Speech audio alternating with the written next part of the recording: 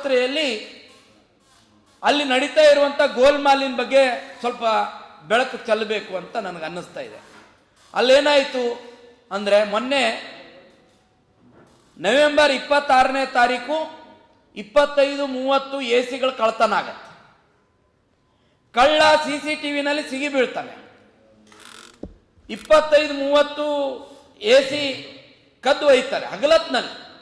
CCTVನಲ್ಲಿ ಅದು ಬರುತ್ತೆ. ಅಲ್ಲಿರುವಂಥ ಸೆಕ್ಯೂರಿಟಿ ಗಾರ್ಡ್ ಅದನ್ನು ತಡೆ ಹಿಡಿದು ನಿಲ್ಲಿಸ್ತಾನೆ. ಇದಾದರೂ ಅವ್ರು ತಗೊಂಡು ಹೋಗ್ತಾರೆ. ತಗೊಂಡು ಹೋದ್ಮೇಲೆ 15 ದಿನ ಆದರೂ ಕೂಡ ಕಂಪ್ಲೇಂಟ್ ಆಗೋದಿಲ್ಲ. 15 ದಿನ ಆದರೂ ಕಂಪ್ಲೇಂಟ್ ಆಗೋದಿಲ್ಲ. ಯಾರ್ಯಾರ್ದೋ ಒತ್ತಡ ಬಂದ ಮೇಲೆ 10ನೇ ತಾರೀಕು FIR ಆಗುತ್ತೆ. ಡಿಸೆಂಬರ್ 10. ಕಳ್ತನ ಆಗಿದ್ದು ನವೆಂಬರ್ 26. ಕಳ್ಳ ಸಿಗಿಬಿದ್ದಿದ್ದಾನೆ.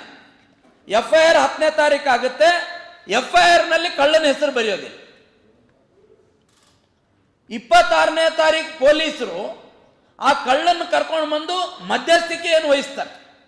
ಅಂದ್ರೆ ಕಳ್ಳತನದ ಬಗ್ಗೆ ಮಧ್ಯಸ್ಥಿಕೆಯನ್ನು ವಹಿಸಿ ಇದು ಕೇಸ್ ಮಾಡಬಾರ್ದು ಅಂತ ಕಳ್ಳ ಮುಚ್ಚಳಿಕೆಯನ್ನು ಬರೆದು ಕೊಡ್ತಾನೆ. ಇವರು ಪೊಲೀಸರು ಅವನು ಬಿಟ್ಟು ಕಳಿಸ್ತಾರೆ. ಅಂದ್ರೆ ಇಲ್ಲಿ ಕಳ್ಳ ಪೊಲೀಸ್ ಆಟ ಕಣ್ಣ ಮುಚ್ಚಾಲೆ ನಡೀತಾ ಇದೆ. ಪ್ರಿಯಾಂಕಾ ಖರ್ಗೆ ಅವರು ನಿದ್ರೆಯಲ್ಲಿದ್ದಾರೆ. ಪೊಲೀಸರು ಏನ್ ಮಾಡ್ತಾ ಇದ್ದಾರೆ ಆಗಿದ್ರೆ? ಕಳ್ಳ ಸಿಕ್ಕಿ ಬಿದ್ದಿದ್ದಾನೆ, ಅವನು ಬರೆದು ಕೊಟ್ಟರೆ ಬಿಟ್ಬಿಟ್ರ ಅಂತ. ಅಂದ್ರೆ ಹಂಗೆ ಆಗುತ್ತಾನಪ್ಪ. ನಾಳೆ ಒಂದು ಯಾರೋ ಇನ್ನೊಬ್ಬನ ಹೋಗಿ ಒಂದು ಬ್ಯಾಂಕ್ ಕಳ್ತನ ಮಾಡ್ತಾನೆ, ಅವನು ಒಂದು ಮುಚ್ಚಳಿಕೆ ಬರೆದು ಕೊಡ್ತಾನೆ. ಬರೆದು ಕೊಟ್ಟ ಕೂಡಲೇ ಬಿಟ್ಬಿಡೋದ?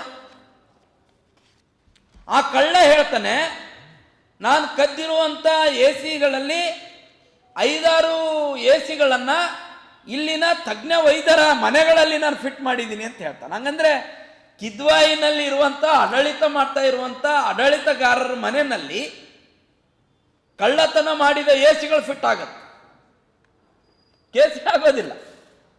ಕಳ್ಳ ಸಿಗಿಬಿದ್ದಿದ್ದಾನೆ. CCTV ಕ್ಯಾಮ್ರಾದಲ್ಲಿ ಯಾರು ಕಳ್ಳ ಅಂತ ಗೊತ್ತಾಗಿದೆ. ಇದಾದ 15 ದಿನದ ನಂತರ ಕೇಸ್ ಆಗುತ್ತೆ FIRನಲ್ಲಿ ಕಳ್ಳ ಯಾರು ಅಂತ ಬರೆಯೋದು. ಕಳ್ಳನ ಜೊತೆಗೆ ಮುಚ್ಚಳಿಕೆ ಬರ್ಕೊಂಡಿದ್ದಾರೆ ಪೊಲೀಸರು 15 ದಿನದ ಹಿಂದೆ. ನಾನು ಕದ್ದಿದ್ದ ಮಾಲ್ ವಾಪಸ್ ಕೊಡ್ತೀನಿ, ಮತ್ತು ನಾವು ಕದ್ದಿದ್ರಲ್ಲಿ ಇಂತಿಂಥ 3-4 ಜನರ ಮನೆಯಲ್ಲಿ ನಾನು 5-6 AC ಫಿಟ್ ಮಾಡಿದ್ದೀನಿ. ಪ್ರಿಯಾಂಕಾ ಖರ್ಗೆ ಅವರೇ, ಏನು ನಡೀತಾ ಇದೆ?